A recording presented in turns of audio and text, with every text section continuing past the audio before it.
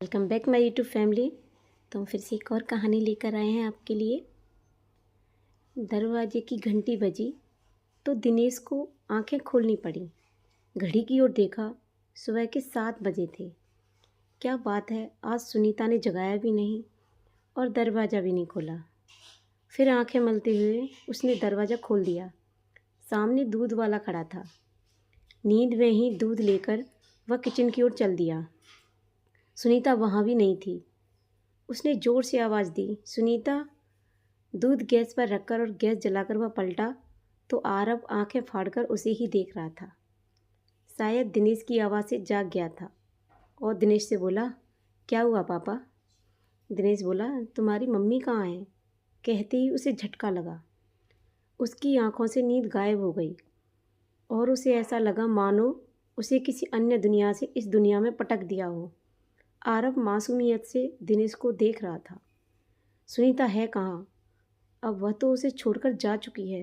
उसे ही क्या, वह तो सबको छोड़कर जा चुकी है। अब कभी वापस नहीं आएगी। वह उसे मरे तो कई महीने हो गए। दिनेश ने सहमे हुए आरव को अपने सीने से लगा लिया। वह किसी तरह अपने दोनों बेटों के दिल से सुनीता की याद को दूर रखना चाहता था। सुनीता की मौत के बाद से वह अपना दुख भूलकर उन दोनों का ध्यान बटाने की कोशिश करता आ रहा था। पर आज अचानक उसने फिर सुनीता को आवाज़ देकर आरव की यादों को कुरेद दिया था।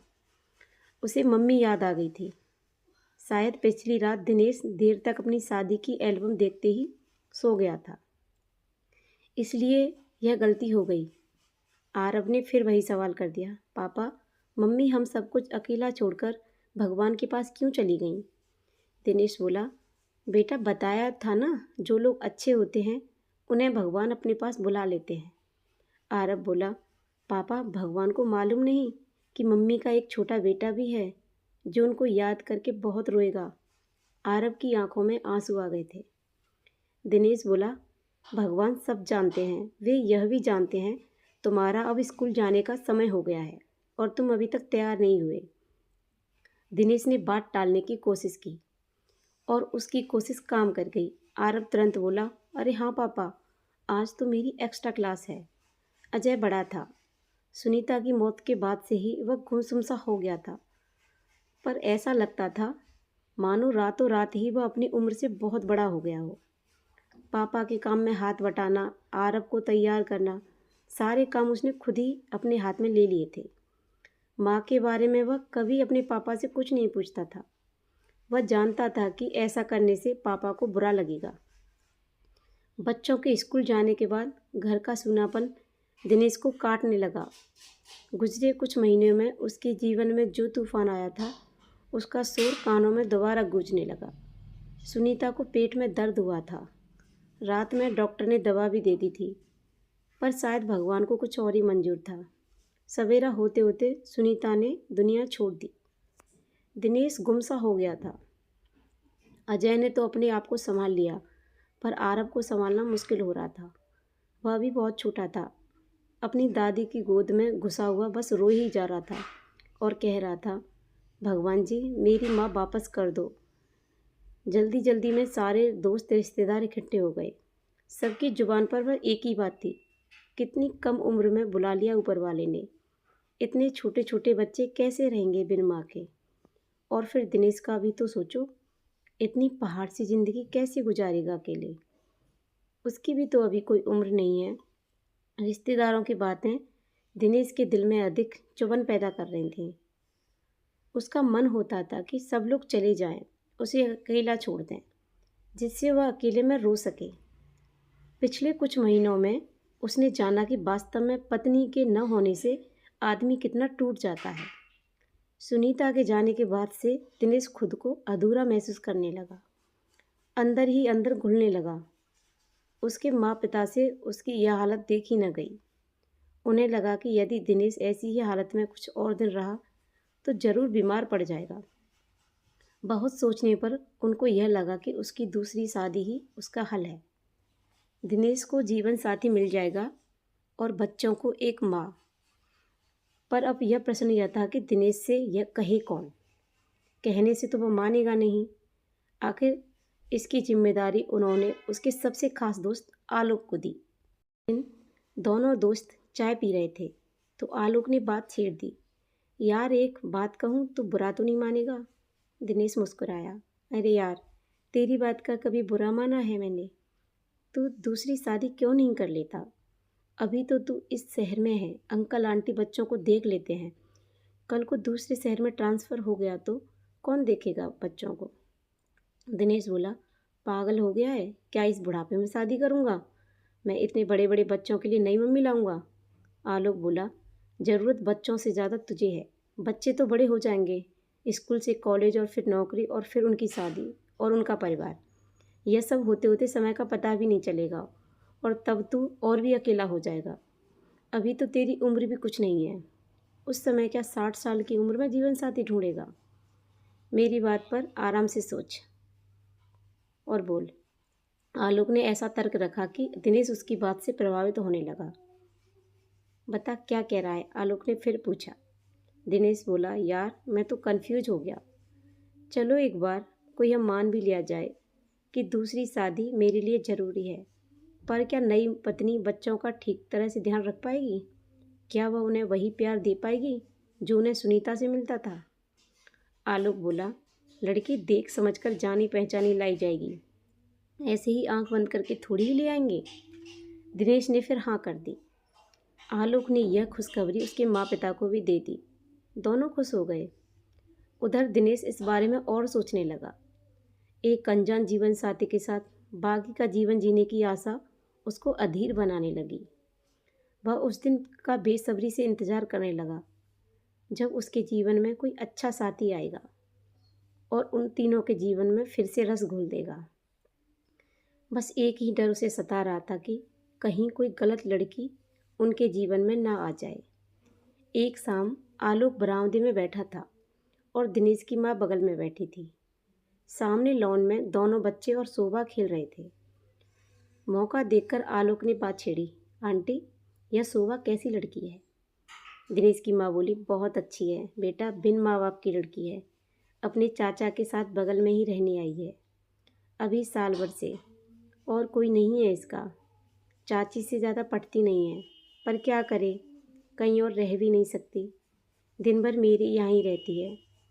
अब तो इतना घुल मिल गई है कि पूछो मत। सुनीता के जाने के बाद से घर का सारा काम अब यही संभाल लेती है। अजय और आरव की तो यह दोस्त बन गई है।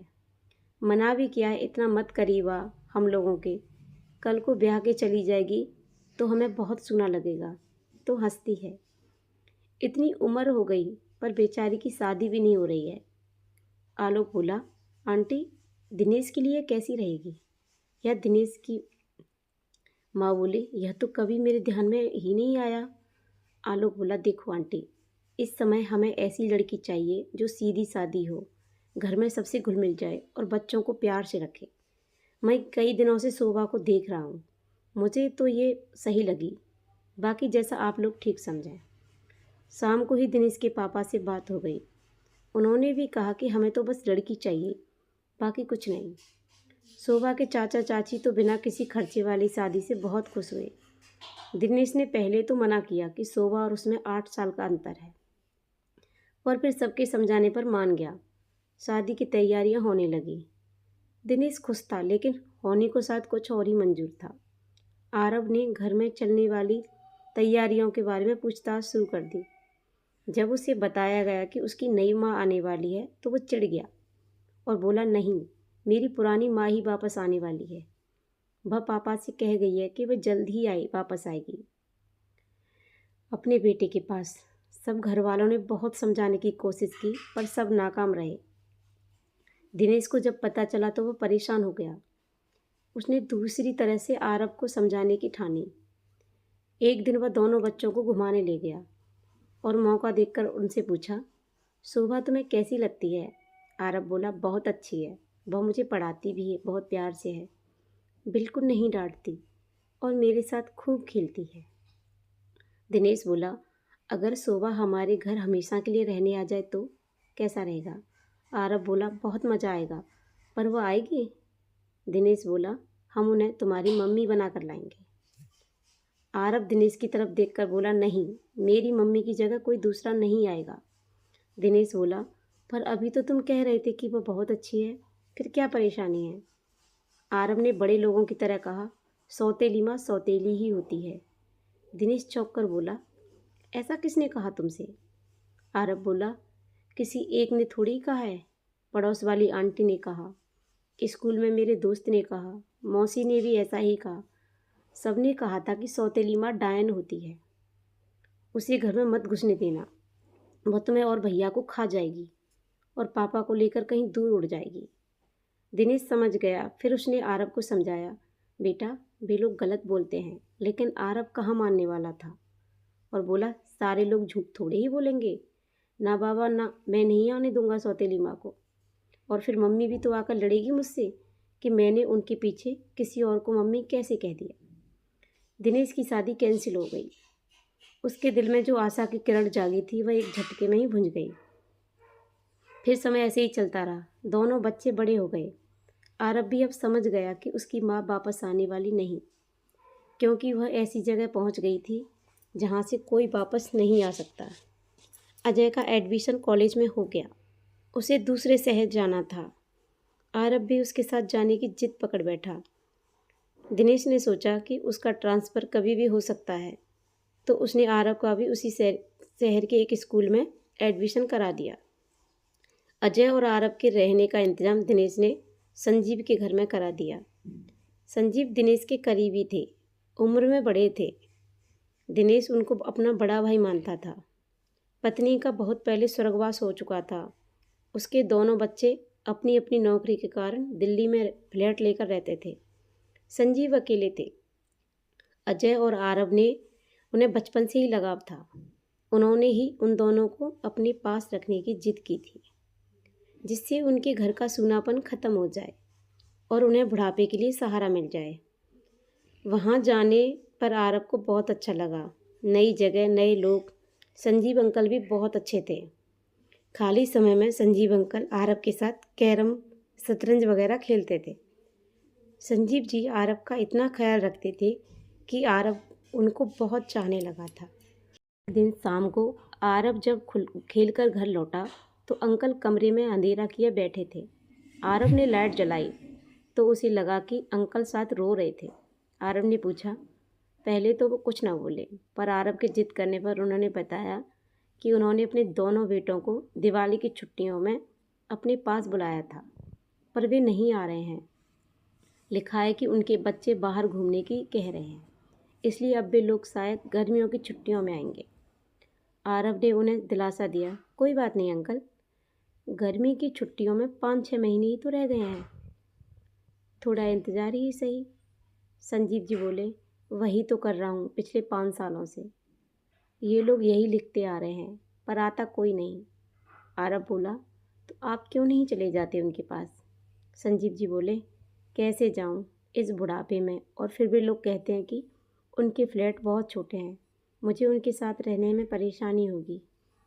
मेरी तो आंखें तरस गई हैं उन लोगों को देखने के लिए।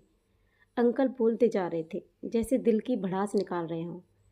तेरे आने से पहले मैं किसी से बात करने को भी तरस जाता था। कितनी देर अखबार पढूं या कितनी देर टीवी देखूं। कोई अपना भी तो होना चाहिए जिससे दिल की बात कह सकें। सिर में दर्द होता है तो अपने हाथों से ही दवा लेता हूँ। बुखार है तो कोई हालचाल पूछने वाला भी नहीं। हर पड़ोसी काम धंधे वाला है, उसको मेरे लिए फुर्सत थोड़ी ही है। किसी से थोड़ी देर बात करने लगता हूँ तो वह किसी ज़रूरी काम का बहाना करके निकल जाता है। आरव बोला, छोड़िए अंकल, अब मैं तो हूँ यहाँ, आप मुझसे बातें करिए और मेरे साथ खेलिए। मैं आपकी उम्र का तो नहीं हूँ, पर मुझे आप अपना दोस्त समझिए। अंकल हंस दिए। शायद इतने छोटे बच्चे के आगे बचपना करके उन्हें अपनी गलती का एहसास हुआ था। अंकल कैरम लाने गए तो एक एल्बम आरव को दिखाई पड़ गया। उसके आने से पहले शायद अंकल वही एल्बम देख रहे थे। उसने खोल के देखा तो वह अंकल की शादी का एल्बम था। उसे पता ही नहीं चला कब अंकल आकर उसके पीछे खड़े हो गए थे और बोले, यह तेरी आंटी थी बेटा, कितनी अच्छी लगती थी ना। जानते हो, जब यह मुझे छोड़कर गई थी तो मेरे दोनों बेटे बहुत छोटे थे। मैंने इनको पिता और माँ बनकर पाला। अजय ने पूछा, आपने दूसरी शादी क्यों नहीं की? संजीव जी बोले, कर लेता, पर मेरे बेटों को सौतेले शब्द से सारे रिश्तेदारों और मिलने वालों ने इतना डरा दिया था कि वह नई माँ लाने के लिए राजी ही नहीं हुए। तो मैंने भी इरादा छोड़ दिया। अगर मैं तब दूसरी शादी कर लेता तो आज इनकी नई माँ इन लोगों के काम आती और आज बुढ़ापे में वह मेरे सुख दुख का सहारा होती। जब उनका साये की ज़रूरत थी मैंने वे ज़रूरत पूरी की, पर आज मुझे सहारे की ज़रूरत है तो वे लोग भूल गए। अब वे मुझे यहाँ पटक कर खुद दिल्ली में रह रहे हैं, यह भी नहीं सोचते कि बुढ़ा अकेला पड़ा होगा। फिर संजीव जी अपने आंसू छुपाने के लिए तुरंत मुड़कर चले गए, अंदर वाले कमरे की ओर बढ़ गए। पर आरव ने उनकी आंखों में आंसू देख लिए थे। उसे उनके बेटों पर बहुत गुस्सा आया और वह गुस्से में ही बोला, औलाद अपने स्वार्थ के लिए कितना गिर सकती है भैया। क्या फ़र्क पड़ जाएगा अगर अंकल उन लोगों के साथ रह लेंगे। थोड़ा बहुत एडजस्ट किया ही जा सकता है। खुद तो दोनों वहाँ रह रहे हैं और अपने पिता को अकेला छोड़ा हुआ है। अपने स्वार्थ के लिए अंकल को शादी नहीं करनी थी और अब जब उनको जीवन साथी की ज़रूरत है तो उनका सहारा भी नहीं बनना चाहते। हम दोनों भाई तो अपने पापा का कितना ध्यान रखते हैं ना भैया। अजय बोला, हम दोनों भाइयों ने भी तो अकेला छोड़ दिया है अपने पापा को। आरव बोला, पर वह तो पढ़ाई की वजह से मजबूरी में। अजय बोला, तो क्या हुआ, कल को मजबूरी का नाम नौकरी या छोटा फ्लैट हो जाएगा। तूने भी तो पापा को दूसरी शादी करने से रोका था। हमारे पापा भी इसी तरह किसी जीवन साथी के लिए तड़फेंगे और तब कोई आरव तेरी ही तरह हम दोनों को गालियाँ देगा। आरव को ऐसे जवाब की आशा नहीं थी। उसे आश्चर्य हुआ, भैया इतने सालों तक यह बात दिल में ही रखे थे। फ़ोन की घंटी से उसका ध्यान टूटा। हेलो, कैसे हो आरव? फ़ोन दिनेश का था। दोनों और से हालचाल का आदान प्रदान होने के बाद दिनेश बोला, शोभा भी यहीं खड़ी है, तुमसे बात करना चाहती है। फ़ोन पर शोभा की आवाज़ आई, हेलो आरव। एक पल के ही अंदर आरव ने फैसला लिया और रोते हुए बोला, तुम मेरी माँ बनोगी? उधर सन्नाटा छा गया। फिर दिनेश बोला, आरव तुमने क्या कह दिया बेटा? शोभा भाग गई। आरव बोला, पापा अगले हफ्ते मैं भैया के साथ 2 दिन के लिए आप लोगों के पास आ रहा हूँ। तब तक आप दोनों शादी की तैयारियाँ कर लीजिए। मैं अब उन्हें मम्मी कहना चाहता हूँ। दिनेश को अपने कानों पर विश्वास ही नहीं हुआ। आरव ने अपनी बात जारी रखी, और पापा हम सब लोग फिर मिलकर दिवाली यहीं संजीव अंकल के साथ मनाएंगे। आरव ने देखा अंकल अपने आंसू पोंछ रहे थे, शायद खुशी के आंसू थे। उसे लगा कि उसके इस एक फैसले से न जाने कितने लोगों के आंसू धुल जाएंगे। तो आप लोग बताना कि आपको ये कहानी कैसी लगी। अगर आपको ये कहानी अच्छी लगी हो तो प्लीज़ अच्छे कमेंट करना, और आप हमारे चैनल पर नए हो तो प्लीज़ हमारे चैनल को सब्सक्राइब करना, लाइक करना, शेयर करना, और ऐसी ही कहानियों के लिए बनी रहिए हमारे चैनल पर। फिर मिलते हैं एक और वीडियो में एक और कहानी के साथ। तब तक के लिए thank you so much. Bye bye everyone. जय माता दी।